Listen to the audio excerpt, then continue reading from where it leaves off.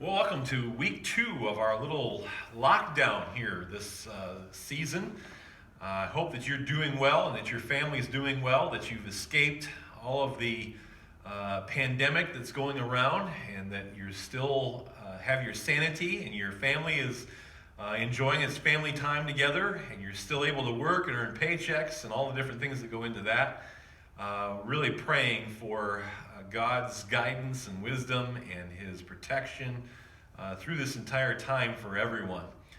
We have a number of people in our own congregation that are in need of prayer at this time, and I just wanted to take a moment to share some of those with you and ask that you be praying for those individuals.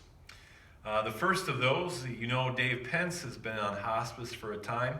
He's actually gaining some strength in recent days and has been sitting up and doing well and doing a little bit better.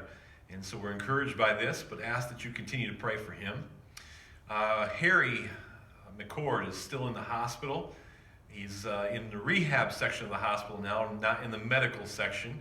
So he's made some progress that way, but he still needs our prayer to gain strength so that he can come back home after suffering a stroke. Bill and Sally Nelson are still confined to their home. Bill has been made very weak by his radiation and chemotherapy treatments. He is no longer able to take any more chemotherapy treatments as a result of just the weakness of his body. And so if you'd be praying for him, he's had some issues with falling and different things. I know he would greatly appreciate your prayers. Also this week, Bob Walker fell at his home and sprained his wrist and hurt himself in a few other areas. And so we just ask that you'd pray for him, for strength that he needs to get around in these coming days. Also continue to pray for Pat Elliott. She is on hospice down in North Carolina with her family there.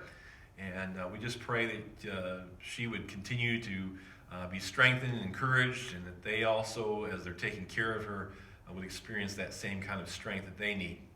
Finally, the last one is that Linnell Howland responded to me this week and let me know that as a result of the operation that she had, they took a biopsy and found that there was cancer in the biopsy that was taken from what they removed from her intestines. So if you could be praying for Linnell, she's going to meet with an oncologist this week and find out what the treatment plan is going to be going forward, and I know she would greatly appreciate your prayers as well. So those are a number of people that we just ask that you be mindful of and be in prayer for in the next coming days, and that you would remember them even in the midst of this time when we're kind of confined and we don't have the connections that we would normally be used to.